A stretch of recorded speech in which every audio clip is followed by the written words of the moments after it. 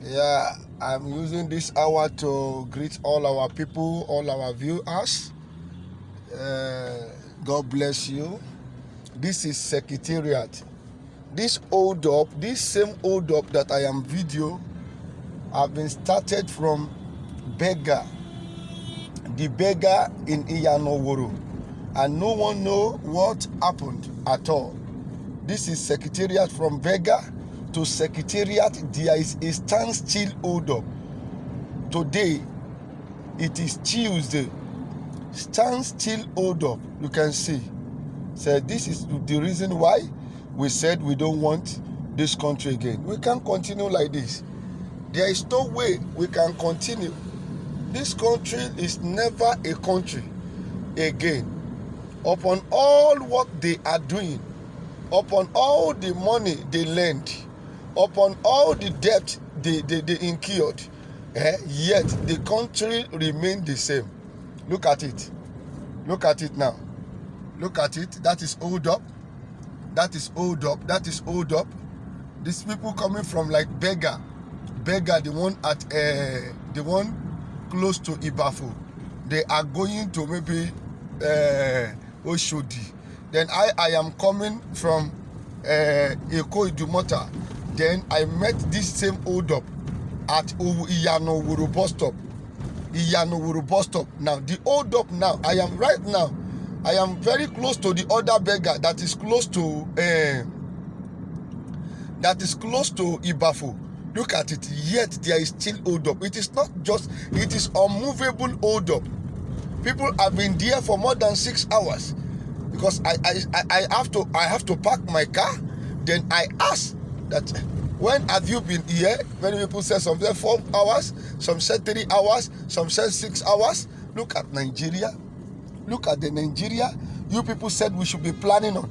Look at Nigeria, 61 years. No source of, there is nothing, we don't know what happened. We don't know what caused this hold up. We don't know what caused this hold up. If there is a pregnancy woman here, ready to deliver, look at it. If care is not taken, that person is going to die in this hold up. A ò lè continue pẹ̀lú Nàìjíríà yìí mọ́. Kò sí bá ṣe fẹ́ ṣe. Ẹ wo hold up nìyí, hold up. Ẹ̀yin èèyàn wa, ẹ̀yin náà wo fojú ayọ̀ wo. Mo ti fẹ́ súnmọ́ bẹ́gà kejì o, bẹ́gà kejì, èyí tó súnmọ́ Ìbàfò. Mo dẹ̀ ṣe ń rẹ́kọ̀dù hold up. Ibi tí mo ti bẹ̀rẹ̀ lẹ ti rí yẹn. Ṣùgbọ́n láti bẹ́gà, láti Ìyànòwòrò, òun ni ẹ ti rí pé hold up yìí ti bẹ̀rẹ̀. Kí ló dé? A nira wa lára Nàìjíríà. Aláàfẹ́ Nàìjíríà mọ̀. Ẹ ń sọ wípé Nàìjíríà yìí ni ẹ fẹ́ ká dúró sí, ṣó possible ni? Èrò wa kì í ṣe nǹkan kan náà. Ìṣe wa kì í ṣe nǹkan kan náà. Ẹ̀yin tẹ́ ń rúùlù wa, gbogbo ọ̀nà láti ba ayé wa jẹ́ òun lẹ̀ ń ṣe. Ṣèbí tá a bá pèèyàn lólórí, ohun tá a ṣe pè lólórí ni pé ó lè ṣe la ṣe fi síbẹ̀. Ṣùgbọ́n ẹ̀yin, we don't know the importance of you people. We don't know. So we are tired. This country is tired. The citizen of this country is tired. All we demand from this government, the government of Nigeria, is that they should break us. We need to break. That is all.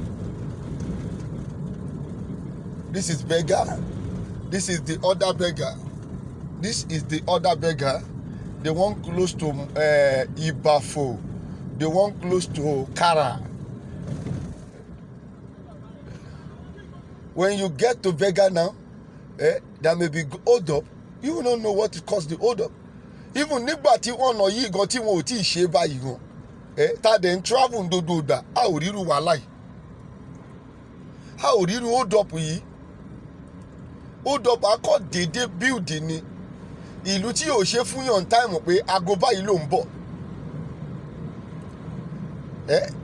Ìlú tí èèyàn ò lè fún èèyàn ní time wípé aago báyìí ló máa wá bá. Ẹ jọ̀ọ́, àwa ò rí wípé ẹ lè darí wa mọ́. Ẹ̀yin tí ń ṣe olórí ìlú yìí, ẹ̀yin tẹ́ pera yín lólórí ìlú yìí, a ò rí pé ẹ lè darí wa mọ́. Ìlú yìí ti bàjẹ́, kò ṣeé tún ṣe. ìlú èyìnbó tẹ́ ẹ lọ kó dodo ọmọ yín sí, ṣe mọ̀ pé torí pé ìlú yìí ò dáa, kò ṣeé gbé fún wọn, kò ní hospital, kò ní ọ̀nà tó dáa, kò ní iléèwé tó dáa, nítorí ẹ̀ ní dodo yín ṣe lọ kó ọmọ yín sí ìlú èyìnbó. Ẹ tiẹ̀ jẹ́ káàárọ̀, èyí tẹ́ ń sọ́pọ́tì àwọn èèyàn yìí, níbo lọmọ ti yín wà? Lẹ́yìn àwọn tó súnmọ́ wọn pẹ́kípẹ́kí pé wọ́n jọ ń kówó gidi jẹ làwọn ọmọ wọn wà nílùú òyìnbó. Ṣé àwọn yẹn de a minority? Majority gangan ebi ń pa dodo yín, dodo majority tó ń sọ́pọ́tì dodo olóṣèlú ìlú Nàìjíríà yìí, ebi ń pa dodo yín. Ebi ń pa yín, dodo majority. I am telling you the truth. Àwọn majority tó ń tẹ̀lé wọn ebi ń pa wọ́n, minority tó ń tẹ̀lé wọn àwọn yẹn lówó, wọ́n jọ ń pín owó ńláńlá jẹ ni.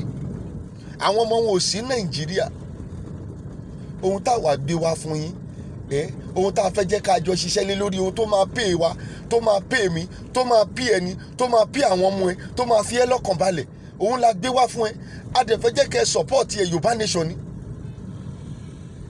Ẹ support Yorùbá nation, dodo ẹ̀yin ọmọ Yorùbá pátá, ẹ support Yorùbá nation. Ẹ yé kù sẹ́yìn àwọn ọ̀dàlẹ̀, àwọn òṣèlú ọ̀jẹ̀lú.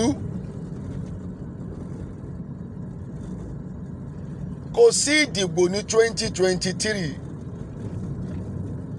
A dẹ̀ ti rẹ́dì wọn, ohun gbogbo tó bá máa gbà òun la máa fún wọn. A ti rẹ́dì yìí, gbogbo ohun tó bá dẹ̀ máa gbà làwa máa fún yín, tí kò dẹ̀ ní sí ìdìbò kankan nínú ọdún 2023. Ẹ fẹ́ ẹ kọ̀ pẹ̀lú àdúrà, pẹ̀lú ohun tí Ọlọ́run fún wa tó ń pè ní ewé àti egbò, kì í sọ fún yín, gbogbo ẹ̀ la máa fi bá yín jà.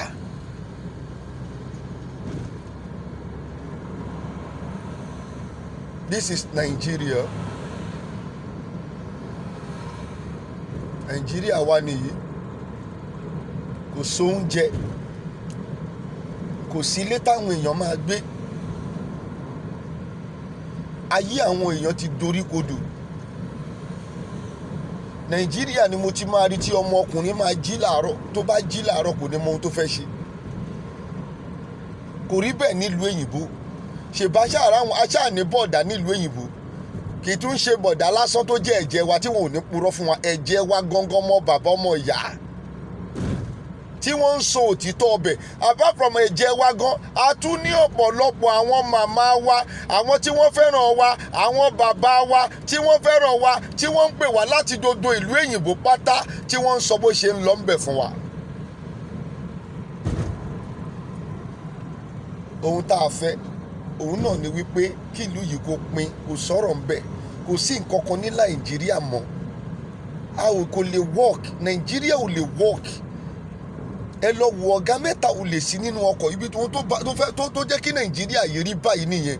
Ọ̀gá mẹ́ta ti wà nínú ọkọ̀, tribe mẹ́ta ló ń rúlu Nàìjíríà. Tẹ́ bá dé Sweden ló ń rúlu bẹ̀. Tẹ́ bá dé France ló ń rúlu bẹ̀. Tẹ́ bá dé UK tó dá lẹ́ni tẹ́ ń pariwo ẹ̀, UK ló ń rúlu bẹ̀. Kì í ṣe lédè mẹ́ta, kì í ṣe lédè mẹ́rin, kì í ṣe lédè mẹ́jọ. Èèyàn kan ṣoṣo náà ló ń rúlu ẹ̀. Tẹ́ ẹ bá dé German, ẹ máa rí pé German náà ló ń rúlu bẹ̀. Kò sóhun tá a nílò ju wípé kí dodo wa pín lọ. Yorùbá kó rúlu Yorùbá, Yíbò kó rúlu Yíbò, Haúsá kó lọ rúlu ara wọn. Ẹ máa rí pé ìfọ̀kànbalẹ̀ máa dé. Ẹ̀yin ọmọ Yorùbá, ẹ jẹ́ ká support ara wa. Mo bẹ̀ yín, ẹ jẹ́ ká support ara wa, ẹ jẹ́ ká gbé lárugẹ. Yorùbá nation òun nìkan ló lè ṣe o, kò sí nǹkan kan tó tún lè ṣe mọ́ ju Yorùbá nation lọ. Èmi ọmọ yín ni o, Baba Confirm JP, mo report. Thank you very much. God bless you. Continue to share it. Continue to share. God bless you once again. Mo ń bọ̀ o, mi ò tíì dé.